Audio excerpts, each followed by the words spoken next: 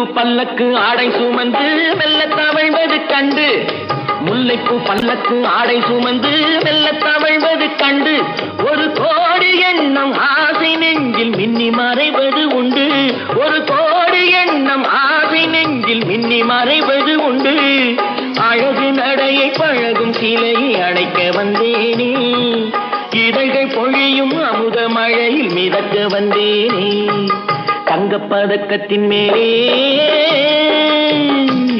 ஒரு முத்து பதித்தது போலே உந்தன் பட்டு கன்னங்களின் மேலே ஒன்று தொட்டு கொடுத்திடலாமோ, நீயும் விட்டு கொடுத்திடலாமோ.